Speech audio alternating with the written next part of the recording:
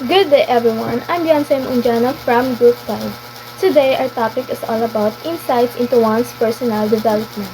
So what is insights into one's personal development?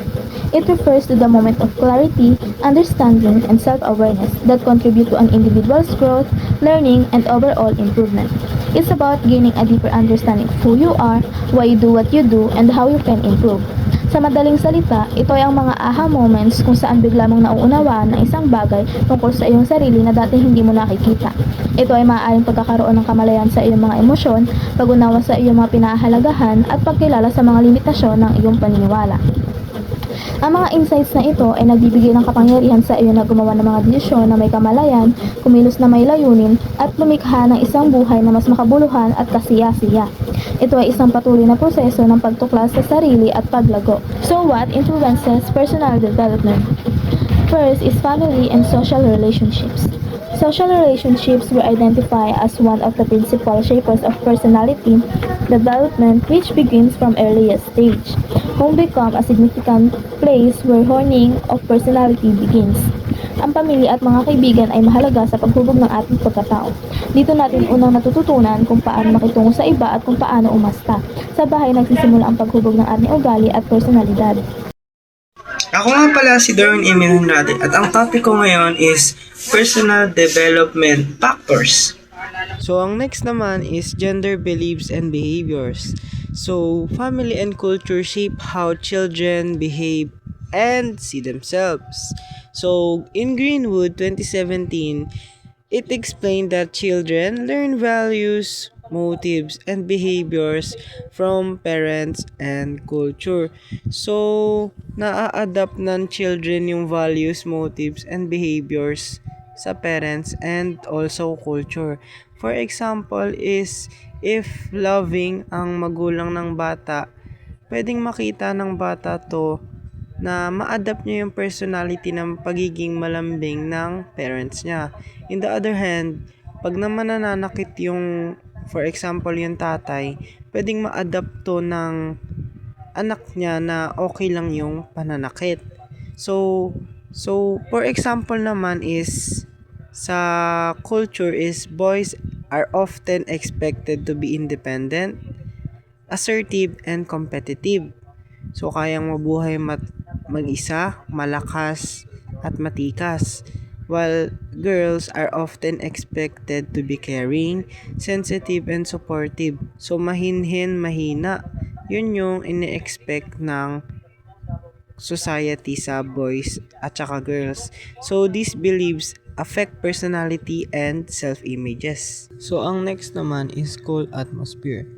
So school is our second home. Teachers guide us in discipline. For example, a strict teacher can help students become more responsible. So, ang example ko dito is si Ma'am Marilu. Si Ma'am Marilu is sa ibang section strict siya. Pero, nagiging strict siya dahil yung mga personality ng ibang section is medyo makulit. So, kailangan niyang maging strict para madisiplin yung mga bata. In the other hand naman, may mga section si Ma'am Marilu na hindi niya kailangan maging strict. Like, susunod yung mga bata sa kanya kahit hindi siya maging strict or tumaas yung boses nila. So, classmates influences us too, motivating us to try new hobbies or study harder. So, example, if si Tigolo is isang good influence, like he's a bookworm, mahilig magbasa, ako na kaibigan niya may encourage me to study with him. While in the other hand, bad friends or bad habits can be also adapted. So for example, if my friend na nag-i-smoke, so pwede niyong ma-adapt yung pag-i-smoke kasi nakikita niyo yun sa mga kaklase niyo o kaibigan niyo. So rules and activities also teaches us teamwork and decision making. So ang activity sa school is mas napapalakas nito yung teamwork and yung pagdedesisyon natin. So next naman is culture. So culture are traditions and custom that shape our values and morals. So, for example na lang is in Filipino culture, yung pagmamano is a sign of respect for elders. So, ginagawa natin to para mapakita na may respeto tayo sa nakakatanda. And another example is fiestas. Fiestas encourage unity and cooperation along with teamwork. So, itong mga practice na to influences how we interact with others. So, to sum it all up, personal development is shaped by different factors in our environment. It can be family and social relationship that gives us our first values, love, and support.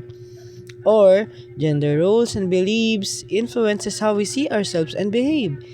Or school atmosphere, it helps us learn discipline, decision making, and social skills through teachers and friends. And finally, lastly, culture. It provides traditions and values that guide our moral and way of living. All these factors work together to shape who we are as a person. Good day everyone, I'm Johanna Maraham. Now let's talk about personal development. Personal development is influenced by many factors that shape who we are and who we become. Family, peers, and life experiences all play important roles in forming our character, values, and decisions. Understanding these influences help us grow as individuals and prepare for future challenges and career choices. So first, let's discuss who influences personal development. Our personal development is really influenced by the people around us, especially our family and friends. First, family. Sila talaga yung unang nagtuturo sa atin kung paano mamuhay ng maayos. From them, we learn values, discipline, and respect. For example, kung tinuturuan tayo ng magulang natin maging responsible at maging matyaga, nadadala natin yun sa school at sa mga decision natin sa buhay. Next is our siblings. Kahit hindi natin napapansin minsan, they also influence our growth. Kapag nagbibigay sila ng mga advice o sumusuporta kapag down tayo, it helps us grow emotionally and mentally. And of course, friends or peers. Sila yung madalas nating kasama, kaya malaki rin ang impact nila sa personality natin. Merong positive friends. They're the one who motivate us to do better, study harder, and be confident. Meron din namang negative influence, like peer pressure. Pwede yung mapunta tayo sa mga maling gawain or mawala sa focus. Kaya, it is important talaga na piliin natin kung sino yung mga taong gusto natin makasama. Surround yourself with people who lift you up and help you become a better version of yourself. Next is how stressors affect personal development. Stressors are things or situations that cause stress, gaya ng schoolworks, family problems, o expectations ng ibang tao sa atin. Normal lang na ma-stress kasi minsan nakakatulong yan para mas maging alert at productive tayo. Pero kapag sobra na, it starts to affect our health, emotions, and even how we see ourselves. For example, kapag sabay-sabay yung projects, exams, tapos may personal problem pa, minsan napapagod na tayo physically and mentally. Nawawalan tayo ng focus, confidence, and motivation. Kaya naapektuhan yung personal growth natin. That's why it is important to know how to manage stress. We can do that by taking breaks, managing our time properly, talking to someone we trust, or doing hobbies that helps us relax. Kapag marunong tayong humarap sa stress, mas nagiging emotionally balanced at mentally strong tayo, at mas nagiging ready to grow as a person. Lastly, personal development and decision-making for career planning. Personal development is really important when it comes to choosing our future path. It helps us know ourselves better, our strengths, weaknesses, interests, and values. Kapag kilala mo sarili mo, mas madali ka makapag-decide kung anong career ang swak sa'yo. For example, if you're passionate about science and helping others, maybe the medical field is for you. If you're more creative and expressive, careers in arts, communication, or design might fit you better. Pero kung hindi mo alam kung sino ka o ano talaga ang gusto mo, madali ka mawala sa direction. Minsan sumusunod ka na lang sa gusto ng iba or sa trend. Kaya it is important na pagtuunan natin ng pansin ang self-awareness at goal setting. Personal development also teaches us decision-making skills, how to weigh our options, plan ahead, and think about long-term goals. It builds our confidence, focus, and independence, which are all important in career success.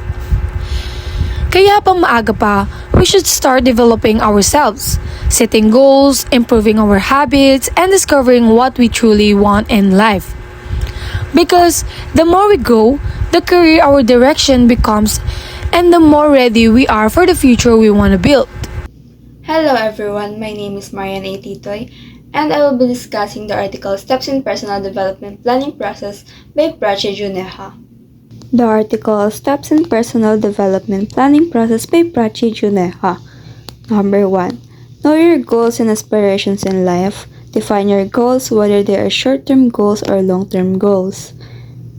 Ibig sabihin nito, kailangan mong malaman kung ano talaga ang gusto mong marating sa buhay. Pwedeng short-term goal tulad ng makatapos ng school, o long-term goal kaya na magkaroon ng stable career o sariling bahay. Number 2. Do a SWOT analysis of yourself.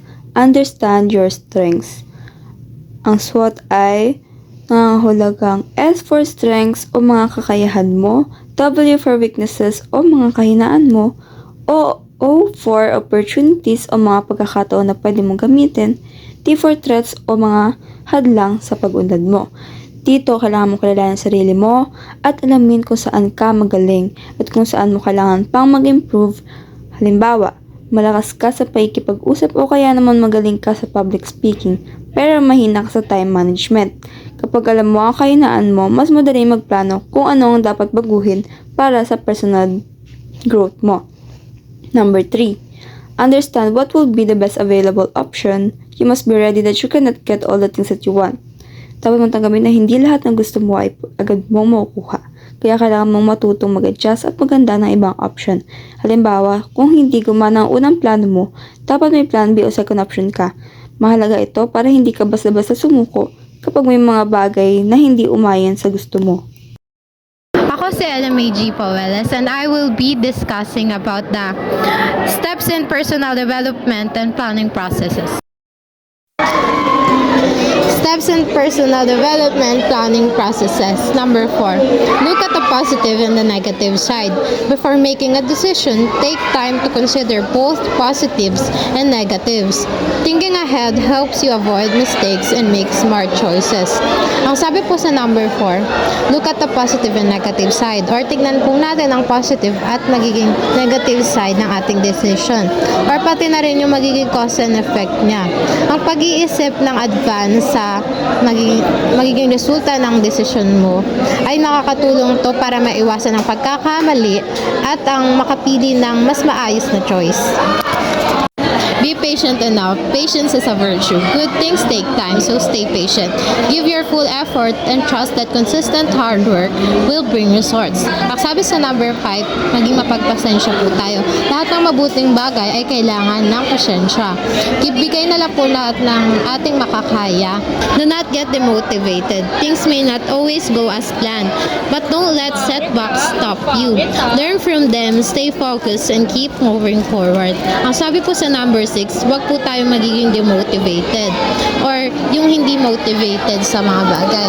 Kasi maaaring ang mga bagay na pinano natin is hindi mangyari. Kaya wag yun ang pipigil sa atin. Maging focus po tayo at patuloy natin gawin yung mga bagay na gagawin natin. Good day everyone, I'm Crystal Jane C. Pacalso and today I will be talking about the factors affecting students' career choices.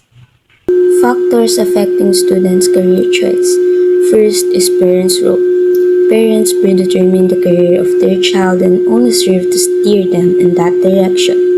It was elaborated that the attitude of parents and the influence of the home environment influences a child's career path. Similarly, Similarly, parents' education has been proven as a factor influencing career choice. The research of Cassie and Acklock in their research report they position that parents' education is linked with the student's career choice. The parents' educational level is the most important factor in the student's career decision. But in some cases, choosing a career just to live up to the parents' expectation is the most common decision taking by students at an early age, which tend to regret later. So, sinasabi dito na ang magulang ang unang nakaka-impluwensya sa desisyon ng anak nila tungkol sa career. So, sila yung unang nagagabay or naghuhubog sa atin sa mga pangarap natin. Minsan daw, ang mga magulang ay may mataas na inaasahan o gustong profesyon para sa atin or yung career nga na gusto nila para sa atin based lang sa sarili nilang karanasan o antas ng education nila. Kapag mataas kasi yung pinag-aralan ng magulang, madalas ay hinihikayat din nila yung anak nila na sundan yung parehong career o parehong landas na yun. Tapos, ganun pa man, may mga pagkakataon din kasi na napipilitan ng mga estudyante na sundin yung kagustuhan ng mga magulang nila. Imbes na sariling interes na maaaring humantong sa pagsisisi o kawalan ng kasiyahan sa hinaharap or sa in near future, parang magre-regret ka if you choose your parents' decision, kinimberly. Ganun pa man or sa madaling sabi, ang mga magulang ay maaaring maging inspiration sa atin or gabay. Ngunit maaaring din silang maging dahilan ng pressure sa pagpili natin ng career in the near future. Second is socio-economic. So, socio-economic factors are also important in motivating the students to make career decisions. In a comprehensive study by Nietsky, 2003, cited by Kazi and Aklak, in their research, it was reported that students from poor socio-economic backgrounds made wrong career decisions and chose profession which required a short duration of training, primarily due to financial constraints. So, dito naman, sinasabi sa socio-economic is yung ang katayon doon ng buhay o antas ng kabuhayan ng pamilya ay malaking salik or malaking influence sa pagpili ng karera or career. Kung mababa ang kita ng family or pamilya, maaaring limitado rin ang pagpipilian ng estudyante dahil sa kakulangan sa pondo or financial para sa pag-aaral. So, ang mga estudyante mula sa mahirap na pamilya daw ay kadalasang pumipili ng kurso o course na madaling tapusin upang agad makapagtrabaho at makatulong sa family. Typical Filipino culture. Samantalang ang mga estudyante naman daw na mula sa may kayang pamilya ay may mas maraming opportunity or oportunidad. Kaya nang mas maganda yung educational nila, kaya mas malaya silang pumili ng career na gusto nila. So, sa madaling sabi po, ang pera at kabuhayan ng pamilya ay nakaka-epekto sa uri ng course o trabaho o kaya gustong kunin ng isang estudyante. We can force to choose that career if we know to ourselves na hindi natin kaya financially. Yan po yung sinasabi. So, third po is yung high-paying job. Students prepare a job which will give them better opportunity and high-paying salary are thus considered most important factor for the students when they harp about their career choice. They choose a profession that can provide for our bread and butter. So, sinasabi naman po dito na isa daw sa pangunahing motivation ng mga students ay magkaroon ng trabaho may mataas na sahod. Kasi lahat naman siguro ng tao is gusto magtrabaho kapag mataas yung salary. Dahil nga, isa na doon is makakatulong ka na sa family mo when it comes to financial problem. So, marami daw ang pumipili ng profession based na lang sa sahod or opportunity. Hindi na dun sa interest nila o hilig.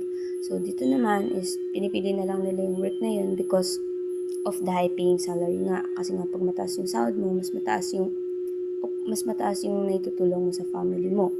But, yung pagnanais daw ng financial na katatagan at hilig sa magandang pamumuhay nagtutulak sa kanila na piliin yung trabahong sigurado may malaking kita. As I've said, nga na pinipili na lang nila yung work na yun because of the salary. Because of the high-paying salary na alam nila na makakatulong sa family nila.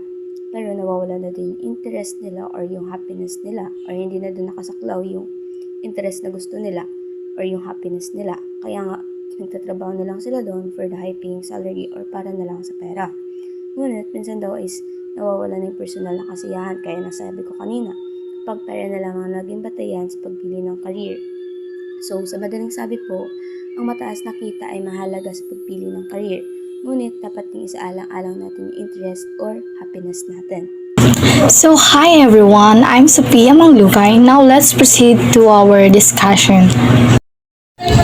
Student career preference can be influenced by opportunities available abroad, the prospect of international careers, exposure to global markets, and potential for growth outside their home country can shape their decision.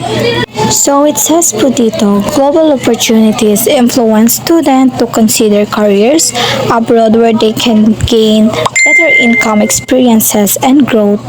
Like for example, a student may not to be a flight attendant to travel experience different cultures.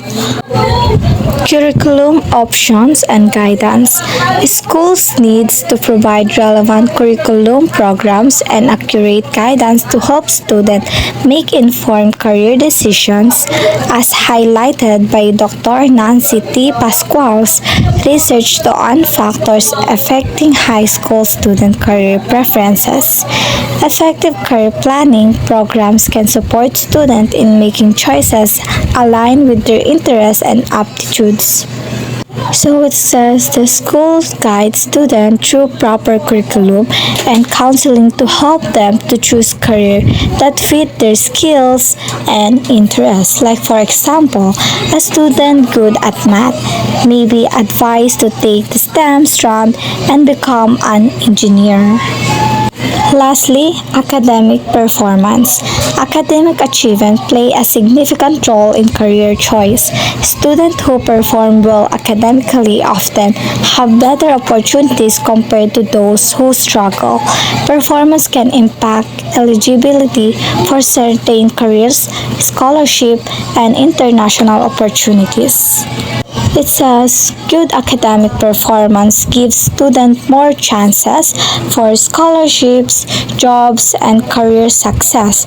Like for example, a student with high grades in science might get a scholarship to study medicine abroad.